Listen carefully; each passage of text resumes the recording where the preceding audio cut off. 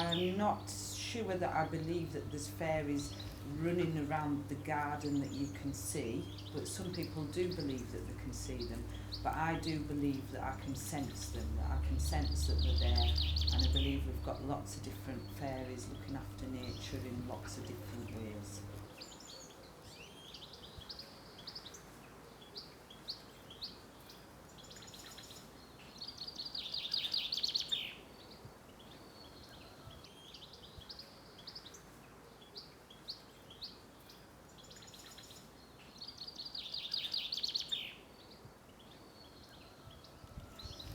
I believe in fairies because I truly believe that they believe in me.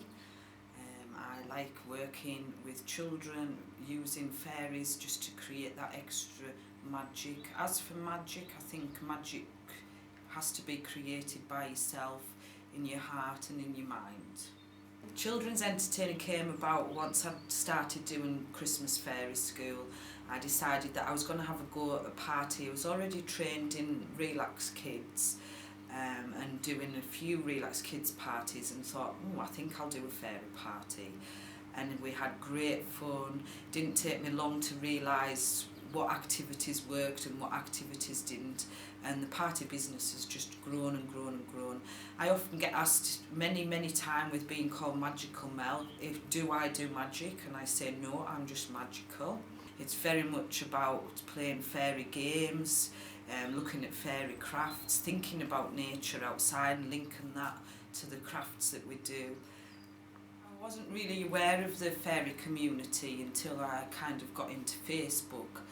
Started looking at, once I started doing my own events with children, which was Christmas Fairy School, of course you Google to see if there's anything like that out there, similar within your own area, and I could see that there was nothing within my own area. And that was when I discovered Karen Kay and her events and her fairy magazine, which truly inspired me. Cumbrian Fairy Day came about because I'd been down to the Three Wishes Fairy Festival in Cornwall, and the moment that I arrived I thought, why haven't we got this here in Cumbria?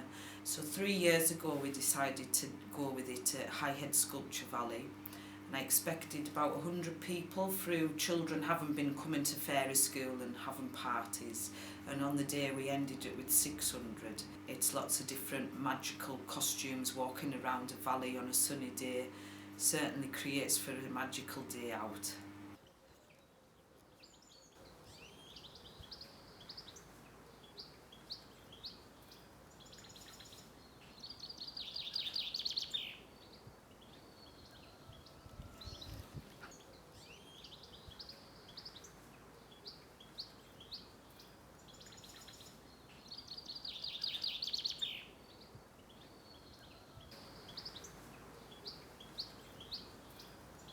I'm a member of the Dart Fair Collective, which put on festivals throughout the UK. I'm also a fire dancer and a belly dancer. I'm a children's entertainer.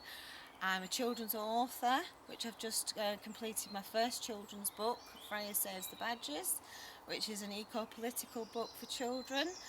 I'm also an eco-fairy as well, which when I go to events I like to pick up litter and make sure things are restored back to how they were before.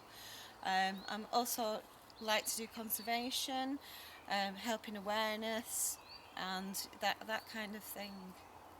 I didn't believe in fairies to begin with. I thought it was a load of fluffy nonsense. I was driving back from my day, what used to be my day job. I had a very serious, mundane job, and I was driving home, and I wasn't even thinking of anything spiritual or anything to do with the fae, and there was a complete beam of flame that was just striding just along the bridge. And I looked at it and I thought, what is that? And I looked and I looked again, and I just couldn't believe what I was seeing. And so I pulled over the car and I had to sort of evaluate what I'd seen, because it was something that you would not see. And when I got home later and got on the computer, I asked other individuals what they thought it might be, and they came back to me and said it was an elemental being, which is part of the fae world. It's a fairy.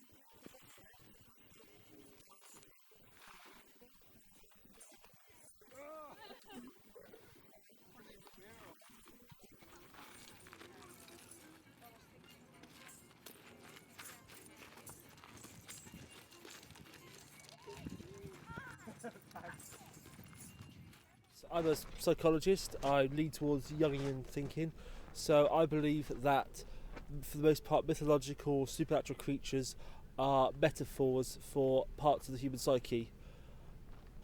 What that means is that for a lot of people here, when they put on the fairy costume, they act in a fairy way. What they're actually doing is express their inner child. They bring out a childlike facet of their own personality. If we didn't believe, we wouldn't We wouldn't here. exist. Do you Exactly. believe? That's Do you the question. You do know if you say that you don't, one of us dies. Obviously, an overlap with the pagan community. People actually have religious beliefs in the pagan religions of different flavours, and for whom this is related to their practice. People that actually believe in fairies or believe in magic. And then there's also overlap with the other alternative communities, like the goth scene, for example, or the fetish scene.